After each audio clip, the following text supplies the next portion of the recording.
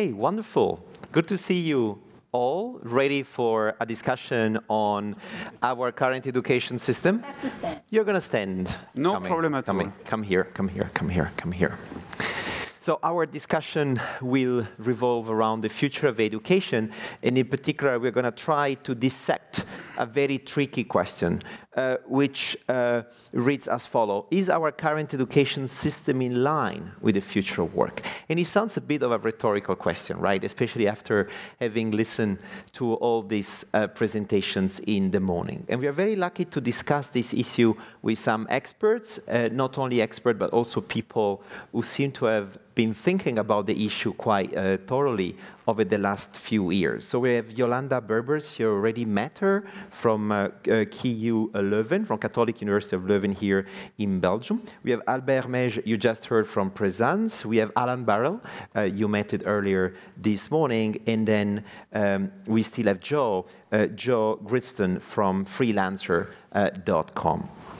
So the title of the panel, as you might have heard, somehow assumes that education is all about preparing people for work, which of course is somehow debatable today. So I'm going to try to provoke our panelists to see whether the role of education is just to prepare for work and what kind of preparation is needed. But before doing so, let me give you a sense of what is going to be the future of jobs. So I spotted a World Economic Forum Future of Job report predicting that 5 million jobs will be lost before 2020, mainly because of the emergence of artificial intelligence, robotics, automation in general. The good news is that the very same technological advances will create extra 2 million jobs. But of course, there's not necessarily a substitution between those who are going to lose the job and the people who are going to come in. So this is one of the challenges for the future of education. Having said so, let me turn to the panelists with a first initial question that looks at the alignment. How far the world of education and the world of the working place are apart? So a very quick question. How big is this mismatch, Yolanda? Well, I think education should prepare for lifelong learning and not for the jobs of tomorrow. And unfortunately, we don't know what the jobs will be in 2030. We heard a very nice story. But in this morning, also, some people said there were more jobs, less jobs, other jobs. So nobody really knows what's coming up. So you should not prepare the students for the practical hands-on experience they need next week when they come out. You should prepare them for long term, and you should prepare them for life. If you had to measure the distance between education and work, how big is this mismatch, based on your experience? I think it is okay. I think there are two things. So, like I said before, we should really focus more on all kinds of skills, but we should not forget the fundamental knowledge that they need to know. Not so much repeatedly know by heart all kinds of things, but the fundamental theories, the fundamental insights, so that they can, because on insights you can build lifelong. So they should know the structures between all kinds of elements. And if you know these structures well, you can combine this with new knowledge that you will acquire during your life. And so the basics should be very, very much there, and not so much repeatedly, not knowing everything by heart, but knowing how to cope with the own discipline and with the elements of your own discipline and how they relate with other disciplines. Thank you. John, Alan. Right, yes, well, I agree with what you say, but let's not forget that education is not only about universities, it's about schools and other places and the workplace and life. I am totally convinced that education and universities as part of it have the role really of preparing people for life. I don't like the word teaching.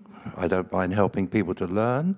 And I'll give you one experience I had recently that made me think very deeply about how broader we have to be in enabling people to think about the world and life. I did a lecture to a group of students from chemical engineering. They were Chinese, they were in Cambridge.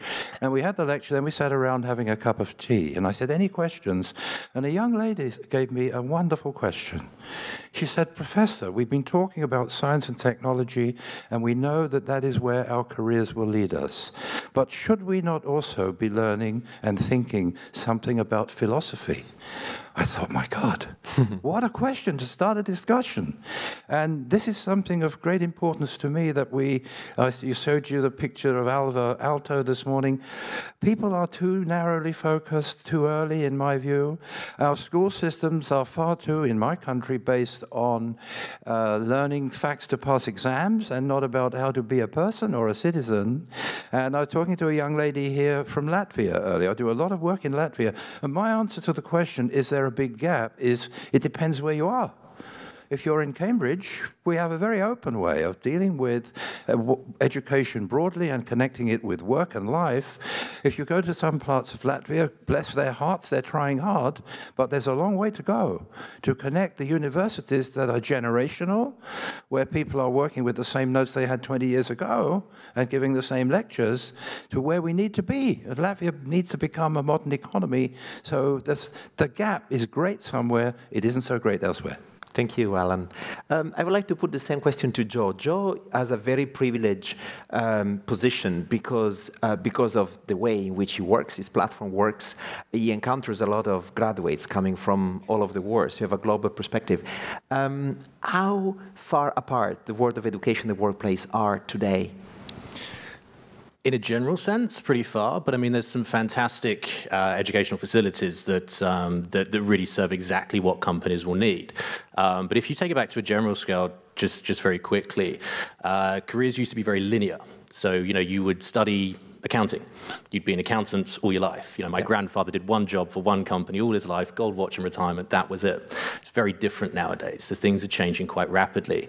Obviously, everyone in education needs a good understanding of maths, language, science, and then kind of grow from there from what they want to know. However, what we do as a company is basically we take a lot of interns from a lot of good universities, a lot of good graduates, and we throw them in at the deep end, which we find fun, but they want to learn. They're used to learning. They want to open their minds. They want to do lots of different things, lots of different tasks, lots of different careers, essentially.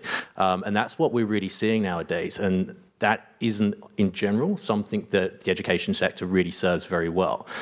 It's a question of you will learn something, you will do something, you'll be qualified in something, and away you go, because that's how it worked 50 years ago. Doesn't work that way now, but education in general hasn't caught up to it as yet. Are higher education institutions ready for change, for what is needed? Alan? Some are not. Working around high spots that, for me, some places in the UK, but in Finland, some places in China. Yeah, go to the best universities in China, they're interchange. They need a lot of help to get there. So it's highly variable. And I guess that, in my estimation, when I look at universities and technical colleges and places like that, maybe in my experience in the areas in which I work, the majority are not yet ready. Not yet ready. They need a lot of help and a lot of pressure. And let's not forget the way universities run. Budgets, government policy, politics. Wow. I mean, institutions, they are in the most institutional sense.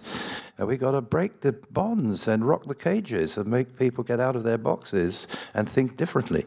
Joe? While you talk about that, to kind of raise that point, so we sponsor a lot of societies, computer societies, science societies. It's how we do talks at universities through them. We invite them to our offices. We teach them as much as we can before, to prepare them basically for internships and graduation. A lot of those universities where we sponsor those societies have people called industry liaison officers. And they essentially say, no, you can't do that. You have to pay us, the university, a fee, go through a certain democratic process, and only then will we allow you to have anything to do with our students. Also, if you want to hire any students, you have to come to a careers fair and pay lots of thousands of euros or whatever it is to have a stand, to hope the right person walks by that you might want to hire. If you want to advertise jobs in our university, it's going to cost you a certain amount of money per job. That's surely very, very wrong. They should be facilitating employment opportunities for their students. We have got around that in a lot of places, but I think that's very, very wrong from that point of view. I can understand people need to make money, but it kind of follows on exactly what was just said from that point of view. they need to be more open rather than closed down and bureaucratic. Yolande, do you witness a similar situation in Belgium, in continental Europe? Do you think there's an attempt by university to somehow capitalize on their position when it comes to the facilitation, to the link, let's say, between education and the workplace? I cannot talk, of course, about all universities. I can only talk about my own experience a little bit. In KU Leuven, we are not like that. We are very open. Actually, these fairs are very often done by our students. And for them, it's an entrepreneurial activity to run those fairs. We have lots of group work, lots of projects which are run by students. Actually, in the KU Leuven, we have a new vision, well, not really a new vision, but more explicit vision on education, where we want to motivate our students by letting them think about what they want to be in the future. We call this their future self. They have to think about that, what they want to become, and it's like Bildung and Beruf, the two together, and there is a lot of emphasis on encouraging personal growth in the students. So that's from the university on. Of course, this has to go into all the programs. And when you go into the programs, you see that you have there very good researchers. We have top researchers in our programs, and they are very much focused on their own research, I must say. And so they think it's very important to get their course there where they teach their research knowledge, and they want to convey this research to their students. And so there is a little bit, yes, a tension between these very research-oriented professors and the more general, actually strong belief of the university as a whole that we should move on. Yeah, I just wanted to add something about universities. Think about how we judge them. How do we judge them? You know, how do governments judge universities? Not always by the way in which you will get the best result with the developing students in them. Now, one of the things that I've noticed working in Finland with the University of Applied Sciences is the system there is very different than in the UK. In the UK, they seem to be either a law unto themselves or competing always for research money or for more students. In Finland, the University of Applied Science are owned by the municipalities, and the rector is the chief executive and a shareholder, and they are bound to work with the region and integrate their teaching and their research into the regional economic and social strategy. And that seems to me to be rather important. The role of universities within the role of society in many places is not terribly well controlled or thought about. It's a big issue for me. Absolutely. Let's focus now on technologies. Technologies that are shaping the future of work. We are all becoming aware of this, but technologies are not necessarily delivering the same disrupting result when it comes to education. So why education is lagging behind in the use of technology? This is a question for Albert, who is our geeky in the panel. What's the role of technologies in the future of education? So first of all, I'm not sure why I got the tag geeky person, but and maybe also I should say another thing. I have also a foot, in addition of being a startupper, I have also a foot in education because I am the director of an executive MBA in one of the leading institutions in France. And before answering your question, maybe I can make another comment regarding the previous question. This MBA is called Leading Innovation in a Digital World. And when I was asked to take over this position, I was told, Albert, don't hesitate. We want to teach people innovation in a digital context. Don't hesitate to shake things off, shake things anyway. And we want to train people on the form, on the way it is done also.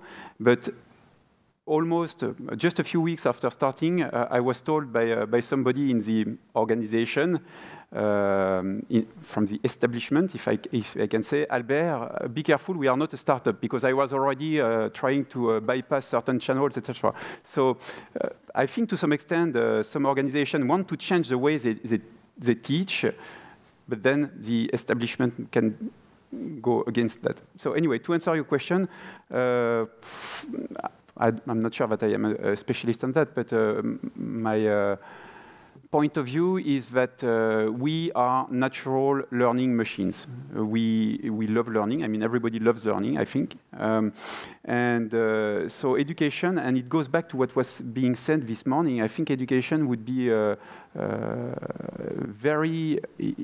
would be very good to foster people to find the why. Why are we going to school? One of my daughters that I showed before, one of them is working normally, she's very good, etc. There is no problem. The other one does not understand why she has to go to school. And she does not understand, and she's brilliant. I mean, she's very smart. When she has a passion, she will learn stuff, but she doesn't understand why she has to learn to read. Can technology help? So I don't think technology can save us. Technology is a tool. We speak about MOOCs, etc. A few weeks ago, we organized a big event on disruption, and we had a disruption in education, politics, and industry. And the head of the École Centrale de Lyon told us, MOOCs equals books. And to some extent, I agree. I mean, yeah, it's a new form of books, but it's not going to save us. So it's more a question on how do you inspire people to learn and use these tools, these technologies. But I don't think technologies should or will reshape it. We can use them for new forms, but... Is there a role for technology in education, and if yes, which role? Well, if we look out at the world, if you take a different example of the recent rather extraordinary election in America, the role of social network communication was profound. And I see young people learning in different ways, wanting to communicate in different ways, and the educational processes will need to follow where they're going to some extent and maybe take a lead. So technology in the broadest sense, I think, can have a great benefit. I'm not so sure about MOOCs. I'm particularly still concerned about the content that we're providing for people rather than the means of communication. But, you know, social networks, and you go to China and get on WeChat, everyone's WeChatting. So education and institutional education's places have to take note of that, and they have to work in a way that people are living and working and learning. So that is where I see technology will play a part. Yolande, are the MOOCs the new books? What's your perspective? Your university has been involved in MOOC producing, if I'm not wrong. Very slowly. Actually, maybe like a large institution, we always wait a little bit to see what's going to happen. And I'm happy, actually, I'm not thinking that MOOCs will change the world. So technology should help us. Technology itself should not shape us. Joe, what's your take? Being the resident geek amongst this panel, I'd say it's definitely going to change it, and it's going to enhance everything about education. Technology is disrupting the world right now.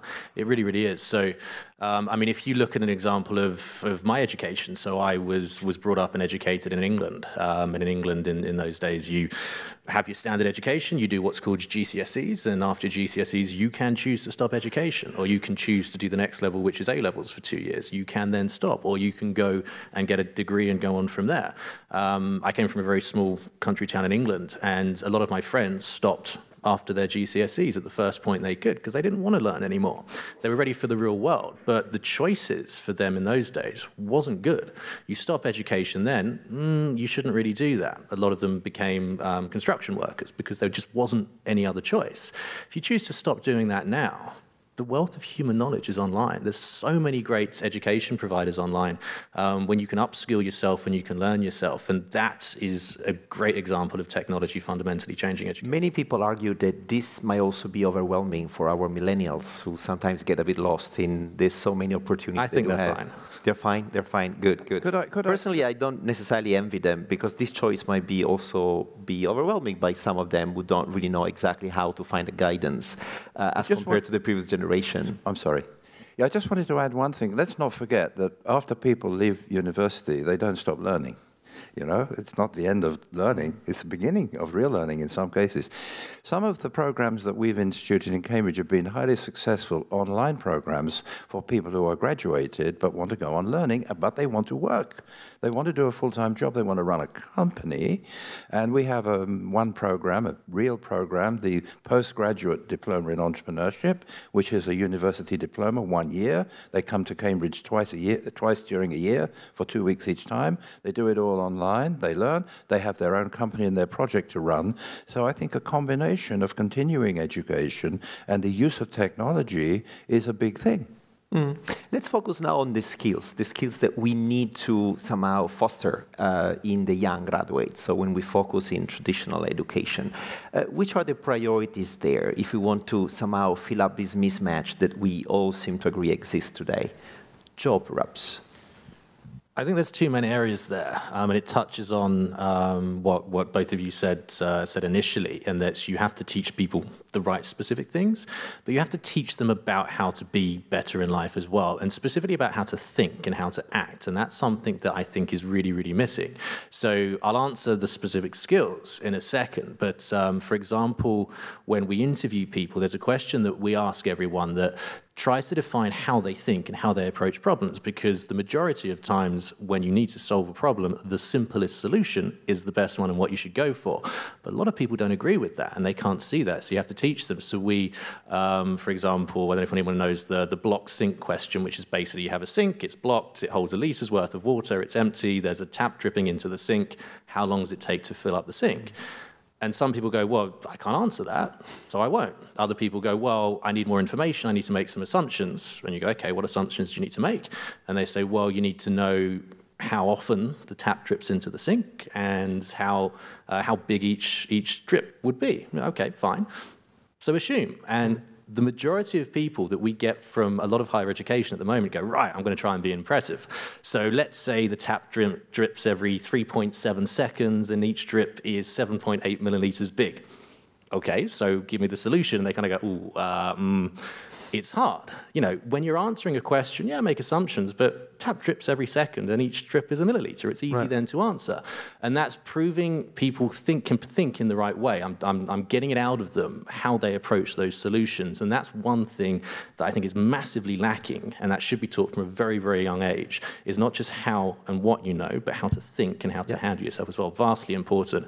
On top of that, from a skills perspective, we got to teach coding. I'm an engineer. We got to teach it as soon as we can, as quickly as we can. The world's going that way. Albert, you were nodding, so you seem to agree that problem solving is a skill that we possibly have to foster. Do you see some other skills that are somehow missing in education today? Yeah, maybe there are two things.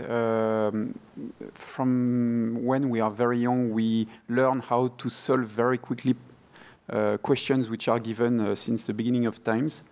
This is how the education system works, at least very much like that in France. But in innovation, which is the way we are going to survive to some extent, in innovation, it's a lot about asking the right question. And asking question is not really permitted. And somebody this morning was speaking also about failing.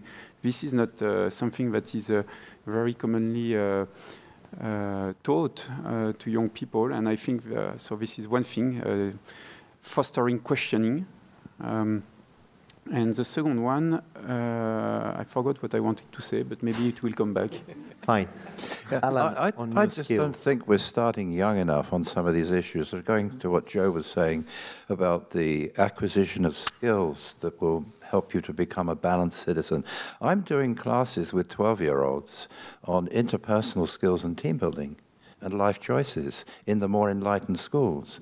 And it's astonishing the way these people, these young 12-year-olds, it keeps me young to work with them, but we should be doing this stuff a lot younger. And the other thing I would say, I am a very, very convinced believer now in the role of the mentor and the practitioner who can be brought in when we get to the university level and really help with the life thinking of the person, you know, the depth of what am I going to do next? A lot of PhDs and master's students don't know where the hell they're going the day they graduate.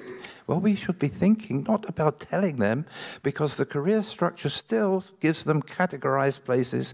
You can be this kind of scientist or you can be that kind of lawyer. That isn't what they need. They need fairly deep help sometimes to think about themselves and how they're going to grow into the rounded person that they really all want to be. Now, that's a big, tall order, but I think it's important. So there seems to be an agreement that we really have to develop new skills, but this does not necessarily mean that we want to throw away our educational model. So what we're going to say, what is good in our educational model, the one you practice every single day? Which are those particular features that are still good and might be adaptive to the new needs? Jolande. Well, the educational model, certainly at KU Leuven, is one where you learn to think. We call the classes of problem solving and design. In engineering, it's from day one, you work in group. So I think this is very important, but also, yes, the fundamental knowledge, like I said before, I think you have to teach not so much repetitive things, but you have to teach insight.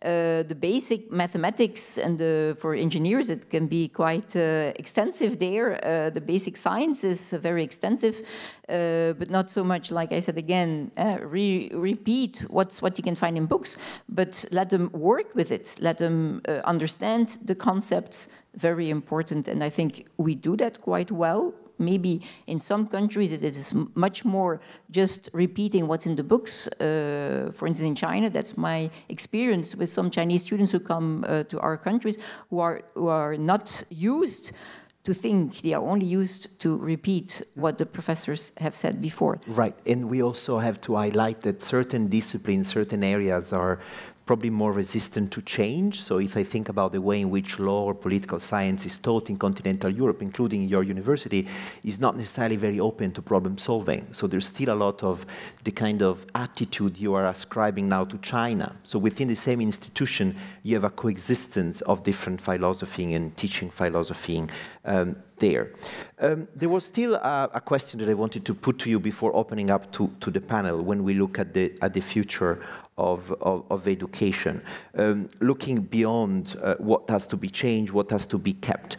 That goes back to the heart of the question what education is about. So there seems to be an agreement that we educate people to become individuals capable to learn, capable to develop a critical sense, but to what extent education should also prepare citizens who are ready to exercise a political role in society, as somebody who votes, as somebody who can run for office, as somebody who engages. The very old idea of civic education that is no longer very common, right? 20 years ago, there were still classes of civic education around Europe, around many parts of the world. Do you see a role for reconciling training skills, vocational skills, but at the same time citizenship or civic skills? Perhaps Albert? Yeah, absolutely. And actually, I thank you for asking this question, because this is what I wanted to say just before. So somebody said this morning that art, even in scientific or engineering, would be very useful. And I think that philosophy also is very important. And actually, the best people 200 years ago, polymath, were very good at science, technology, etc., but also philosophy and arts. And this is, in my opinion, something which is missing, because we are missing dimensions of what we are actually. Joe, should we train professionals but also citizens, or we should focus more on the professionals? We need to do everything we can. I mean, it's an interesting question. I completely and utterly agree. Of course, we should train people to know how to act in the real world, but also have an interest in the real world as well. Unfortunately, through how civilization has moved in many recent years, a lot of people, especially in my home city of London, aren't brought up in the right way, are brought up with incorrect values. I strongly believe that, and we're starting to see that. And if that's going to happen, and that's a whole society shift to change that happening, one step at a time. And if that can be taught in education, then fantastic. But go back another stage. It's personal skills and abilities. It's an underlying level of knowledge, a base level of knowledge to go and conquer the world. But also, I was amazed when I finished my education. I got a computer science degree. I was ready to face whatever that life would throw at me. I had no idea how to get a mortgage. I had no idea how to do my tax. These things weren't taught. And these are life skills that surely everyone needs to have. And I was amazed that that was missing as well. So there's a lot missing. But I think in general, things are getting better, is what we see. There's some amazing universities, there's some amazing education facility providers, there's some fantastic places to learn online now as well. So everything is going in the right direction, but it's a huge, huge thing to try and change. Yeah. On this note, if I may, it is the right time to take your questions. So please raise your hand, introduce yourself, and be brief so we can collect a few. Please. So there's one question here, Thank you. Another one there. Thank you. Yes, it works. Thank you. Quickly, you have been describing for me the offer side of the work business, but I would like to see how you consider demand side. Do you believe that, for example, companies should play a bigger role close to the university? But I haven't heard anything about companies helping on or having partnership with university. Could you elaborate a little bit? Yes, I can take that.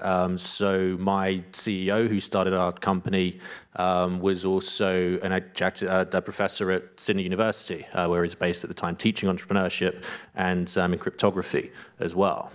We sponsor as many computer mathematics and data societies as we possibly can. We want to do everything we can to enable students to learn the right things, learn them in the right way, but then also have a practical test when they come on board to be interns as well.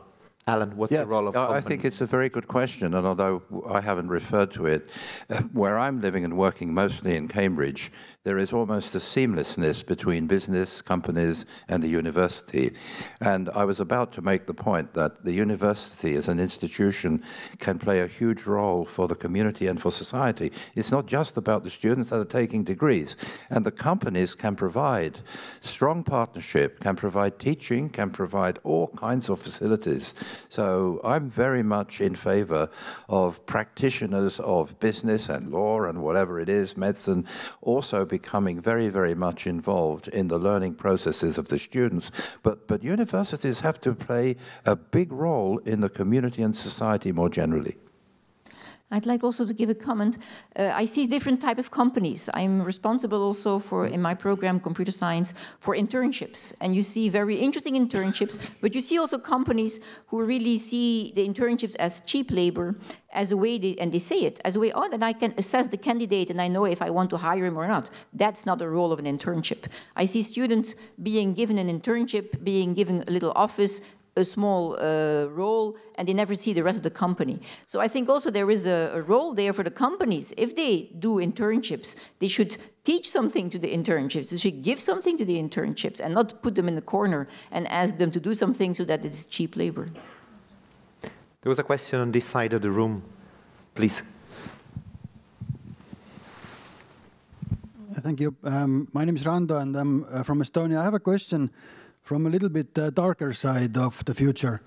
I'm a fan of these science fiction movies, and one of the movies is called Equilibrium, which actually says that there is a very little, let's say, freedom of thinking in the future, and if we take into consideration the dark economical side of the corporations kind of guiding where the education should go, do you think that there is any chance that there will be a risk of corporations kind of programming people in their young age to do what they need?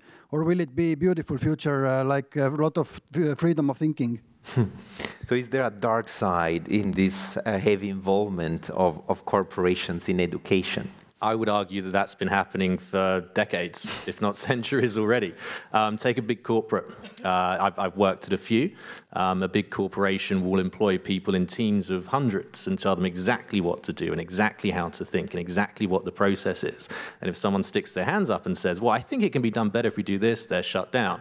That's been a typical, very generalized example of corporate work. When we hire interns, we get engineers and scientists. And so I run a website, and the website has about 100 million actions on the site every day, all producing data that goes into a back-end dashboard of thousands of graphs that are constantly analyzed. And we hire an intern, and we make them form little teams, and they build the products of our site, the functionality of our site. And you might say to that team, right, you've got this product, let's try and increase user numbers by 30% over the next 3 months.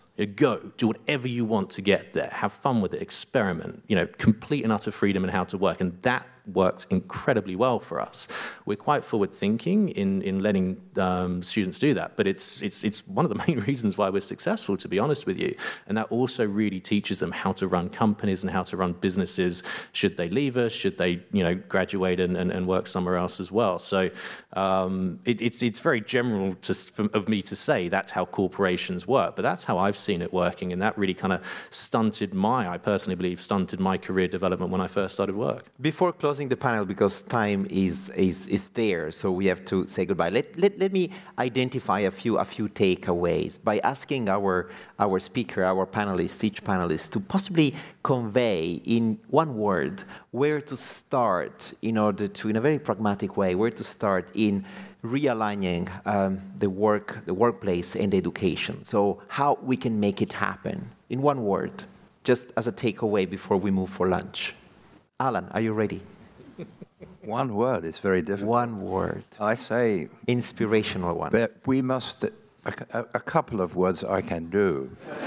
But open-mindedness and the willingness to take the other point of view and connect. 3. Wonderful. You made it. Joe. Now. That's a good one word. I like it. More group work.